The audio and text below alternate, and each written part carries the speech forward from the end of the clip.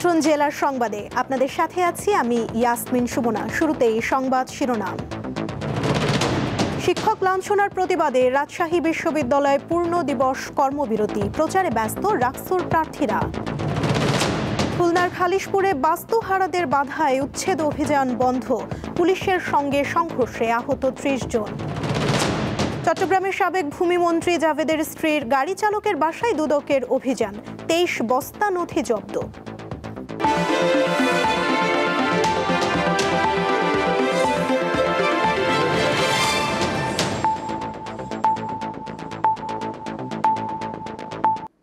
এবারে বিস্তারিত।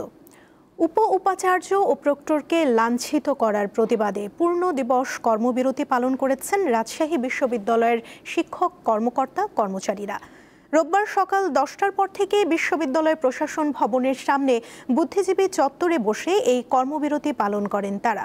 আন্দোলনকারীরা জানান, দাবি না মানা হলে সোমবার থেকে কর্মবিরতি চলমান থাকবে।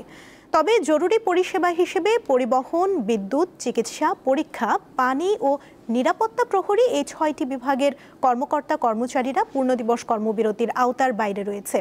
এদিকে টানা 7ম দিনের মতো রাজশাহী বিশ্ববিদ্যালয় কেন্দ্রীয় ছাত্র সংসদ রাকসু নির্বাচনের প্রচার প্রচারণায় ব্যস্ত সময় পার করছেন প্রার্থীরা।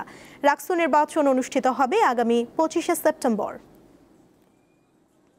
খুলনার খালিশপুরের মুজগন্নিত বাস্তুহারা কলোনিতে উচ্ছেদ অভিযানের সময় পুলিশের সঙ্গে স্থানীয়দের সংঘর্ষে ৩০ জন আহত হয়েছে। রোববার সকালে প্লট মালিকদের জায়গা বুঝিয়ে দিতে উচ্ছেদ অভিযান শুরুর ঘোষণা দেয় প্রশাসন। খবর পেয়ে সড়কে টায়ার জ্বালিয়ে ও গাছের গুঁড়ি ফেলে অবরোধ করেন বস্তির বাসিন্দারা। অবরোধকারীদের সরিয়ে দিতে পুলিশ লাঠিচার্জ শুরু করলে সংঘর্ষ হয়। স্থানীয়রা ইটপাটকেল ছুড়লে পুলিশ টিয়ার সেল নিক্ষেপ করে। এ সময় উচ্ছেদ অভিযানে ব্যবহৃত একটি বুলডোজার ভেঙে ফেলে স্থানীয়রা। সংঘর্ষে আহতদের স্থানীয় একটি বেসরকারি ক্লিনিক ও খুলনা মেডিকেল কলেজ হাসপাতালে ভর্তি করা হয়েছে। পরে ম্যাজিস্ট্রেটের নির্দেশে উচ্ছেদ অভিযান স্থগিত করা হয়। দুর্গাপূজার শুভ মহালয়া আজ। এরই মধ্যে বেজেছে দেবী দুর্গার আগমনের ধ্বনি। রোববার সকালে দেবী দুর্গাকে মর্তে আমন্ত্রণ জানাতে চণ্ডী পাঠ ঘট স্থাপন করা হয়। এর মধ্য দিয়ে শুরু হলো দুর্গাপূজার ক্ষণগণনা।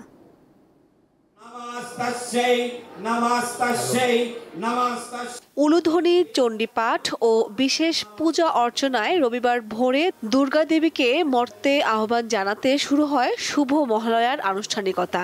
এই তিথিতে দেবী দুর্গা মর্তে আগমন করেন এবং এর মধ্য দিয়ে দেবী পক্ষের শুরু ও পিতৃপক্ষের শেষ হয়। নারায়ণগঞ্জ শহরে আমলাপাড়া সার্বজনীন পূজা মণ্ডপে দেবী বন্দনা ও বিশেষ অনুষ্ঠানের আয়োজন করা হয়। দেবী দুর্গার মহাশক্তির রূপ তুলে ধরেন নৃত্যশিল্পীরা। দুর্গা দেবীর কাছে সুখ, সমৃদ্ধি ও মঙ্গল কামনা করেন ভক্তরা। মহামায়া রূপ কেউই আসলে প্রকাশ করতে পারে না, তিনি আদ্যাশক্তি।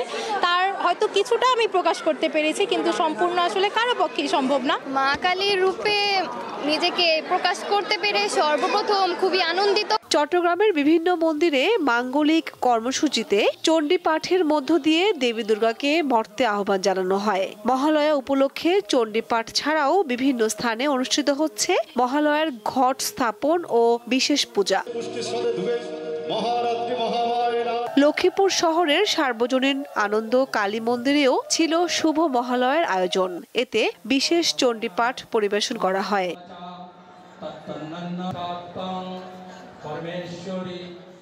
সকাল 6টায় বরিশাল নগরীর রাধা গোবিন্দ নিবাস মন্দিরে চণ্ডীপাঠ ও আগমনী গান পরিবেশনের মধ্য দিয়ে শারদীয় দুর্গোৎসবের শুভ মহালয়া অনুষ্ঠিত হয়।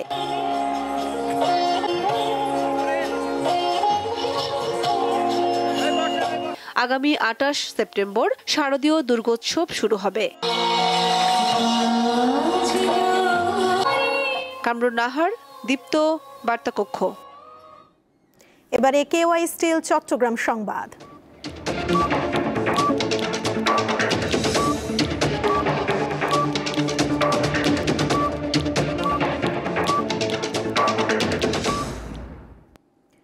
চট্টগ্রামে অভিযান চালিয়ে সাবেক ভূমিমন্ত্রী সাইফুজ্জামান চৌধুরীর সম্পদ সম্পর্কিত 23 বস্তা নথি জব্দ করার দাবি করেছে দুদক।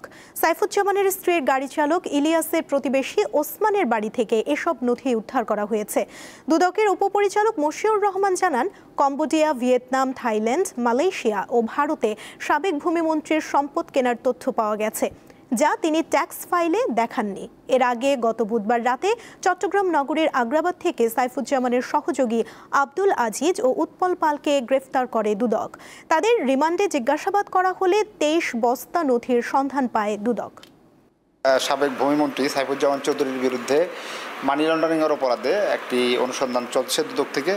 সেই অনুসন্ধানের অংশ হিসেবে ইতিমধ্যে 6টি মামলা রুজু হয়েছে, যাতে টাকার পরিমাণ 124 কোটি টাকা। এই জিনিসগুলো আমরা জাস্ট এগুলোর নাম পেয়েছি। দেখা যাচ্ছে ইন্ডিয়াতে 3টা সম্পদ, মালয়েশিয়ায় 2টা সম্পদ, থাইল্যান্ডে 4-5টা সম্পদ, এরকম অল্প অল্প করে আছে। এই মামলা ছিল সাইফুজ্জামান চৌধুরী জাভেদ এবং তার স্ত্রী একটা নাম সর্বোচ্চ ভিশন ট্রেডিং নামে একটি কোম্পানি সৃজন করেছিলেন। ওই কোম্পানির মাধ্যমে উনি 25 কোটি টাকা ইউসিবিএল থেকে লোন নিয়ে আত্মসাৎ করেছিলেন। মামলার মেরিট বিবেচনা করে এই দুর্নীতিবাজদের এই পাচারকৃত অর্থ ফেরত আনার জন্য বিজ্ঞ আদালত সন্তুষ্ট হয়ে তাদের বিরুদ্ধে ইন্টারপোলের মাধ্যমে রেড নোটিশ জারির নির্দেশ প্রদান করেছেন। ফুড টেক বাংলাদেশ প্রোগ্রামের আওতায় কক্সবাজারে সেন্টার অফ এক্সিলেন্স উদ্বোধন করা হয়েছে। রোববার মেরিন ড্রাইভের একটি হোটেলে সেন্টার অফ এক্সিলেন্স উদ্বোধন করেন মৎস্য ও প্রাণী সম্পদ উপদেষ্টা ফরিদা আক্তার। এ সময় তিনি বলেন, দেশের মৎস্য চাষের রূপান্তরের দিকে একটি ঐতিহাসিক পদক্ষেপ হিসেবে চিহ্নিত হয়েছে, যা জাতীয় নীতি নির্ধারক, আন্তর্জাতিক অংশীদার, শিল্পনেতা এবং স্থানীয় কৃষকদের একত্রিত করেছে। অনুষ্ঠানে ফিশ টেকের চেয়ারম্যান খন্দকার ফরহাদ হোসেন আধুনিক প্রযুক্তি কিভাবে বাংলাদেশের জলজ চাষ খাতের ভবিষ্যৎ গঠনে সহায়তা করতে পারে তা তুলে ধরেন। বাংলাদেশে নিযুক্ত নেদারল্যান্ডসের রাষ্ট্রদূত জোরিস ভ্যান বোমেল টেকসই মৎস্য ও খাদ্য নিরাপত্তার জন্য যৌথ প্রচেষ্টার গুরুত্ব তুলে ধরেন। এরা যে প্রযুক্তিটা ডেভেলপ করছে সেটার মধ্যে আমাদের কনসার্নটা হলো যে এটা যেন ক্ষুদ্র খামারিদের কাছে পৌঁছাতে পারে। এটা আমরা আলোচনা করেছি এবং ডাইরেক্টরেট অফ ফিশারিজ সেটা নিয়ে কাজ করছেন। বেশি উৎপাদন করতে হয় তাহলে আমাদেরকে কিছু প্রযুক্তি লাগবে, এবং সেই প্রযুক্তিটা যদি আমাদের এখানকার জন্য টেকসই হয় এবং পরিবেশ এবং মানুষের জীবন জীবিকার জন্য উপকারী হয়, তাহলে সেটা আমি মনে করি যে অবশ্যই কাজে লাগবে এবং সেটা আমরা করব আর কি। অল্প খরচ ও পরিচর্যা ছাড়াই লাভজনক হওয়ায় পিরোজপুরে দিন দিন বাড়ছে আমড়া চাষ। মৌসুমি এই ফলের চাহিদা বেশি এবং বাজার দরও ভালো। নদীবেষ্টিত পিরোজপুরের পানি মিষ্টি ও মাটি উর্বর হওয়ায় এখানে উৎপাদিত হয় সুস্বাদু আমড়া। জেলার 7টি উপজেলায় আমড়া চাষ হলেও সদর উপজেলার কিছু অংশ, নাজিরপুর, কাউখালী ও নাসিরাবাদে প্রচুর পরিমাণে আমড়া চাষ হয়। দীর্ঘ 20 বছর ধরে পিরোজপুরে আমড়া চাষ হলেও 10 থেকে 12 বছর ধরে বাণিজ্যিকভাবে চাষ হচ্ছে সুস্বাদু ক্যারোটিন সমৃদ্ধ এই ফল। বর্তমানে জমি ছাড়াও রাস্তার 2 পাশে আমড়া চাষ করে লাভবান হচ্ছেন চাষিরা। আমড়াগুলো মিষ্টি আছে, খুবই ভালো। আমড়া গাছের বেশি উপকারিতা হলো যে এটার কোনো ধরনের খরচ নেই। গাছ রোপণের পর থেকে 3 থেকে 4 বছরের মধ্যে ফল পাওয়া যায়। পাইকাররা গাছ থেকে আমড়া কিনে ঢাকা সহ দেশের বিভিন্ন প্রান্তে বিক্রি করেন। লঞ্চ ও ট্রাকে যাতায়াত ব্যবস্থা ভালো হওয়ায় সহজেই এই ফল দেশের বিভিন্ন জেলায় পাঠানো যায়।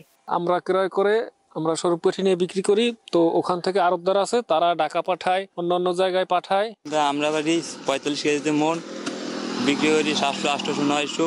অন্যান্য যে কোনো ফলের চেয়ে আমড়া সংরক্ষণ করা যায় বেশি সময়। এই ফলে কোনো প্রকার রাসায়নিক ব্যবহার করা হয় না বিধায় এটি খুবই স্বাস্থ্যসম্মত। যেসব জায়গায় খোলা পড়ে আছে, বিশেষ করে রাস্তার পাশ, সেগুলোকে ফলদ বৃক্ষ দিয়ে ভরে দেওয়ার জন্য সেই ক্ষেত্রে আমরা টার্গেট করেছি। একটি গাছ থেকে প্রতি বছর গড়ে 3 থেকে 4 মণ আমড়া পাওয়া যায়। পাইকারি বাজারে প্রতি মণ আমড়া বিক্রি হয় 750 থেকে 800 টাকায়। এবছর পিরোজপুরে 463 হেক্টর জমিতে আমড়া চাষ হয়েছে, যার বাজার মূল্য প্রায় 25 কোটি টাকা। দীপ্ত, বার্তা কক্ষ। হবিগঞ্জের শায়েস্তাগঞ্জে পারাবত এক্সপ্রেসের ইঞ্জিন বিকল হয়ে পড়ায় প্রায় ৩ ঘন্টা ট্রেন যোগাযোগ বন্ধ ছিল।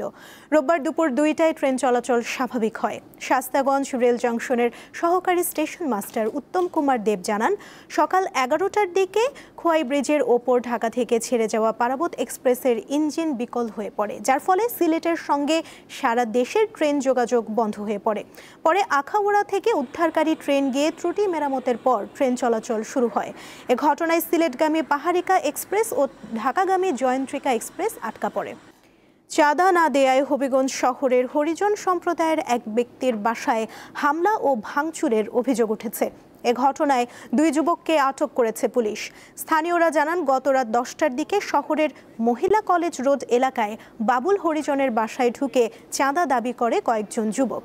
চাঁদা না দেয়ায় বাবুল হরিজন ও তার স্ত্রীকে মারধর এবং ঘরবাড়ি ভাঙচুর চালায় তারা। এ সময় স্থানীয়রা ধাওয়া করে হাবিবুর রহমান ও রাব্বি নামের দুজনকে আটক করে। খবর পেয়ে হবিগঞ্জ থানার পুলিশ ও সেনাবাহিনী ঘটনাস্থলে পৌঁছালে আটক ব্যক্তিদের তাদের কাছে হস্তান্তর করা হয়।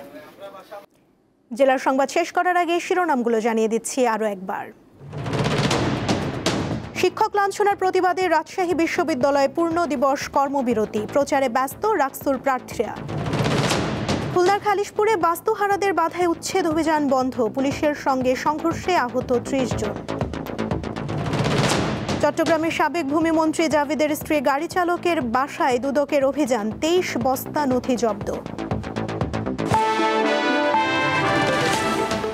এই ছিল আজকের জেলার সংবাদে।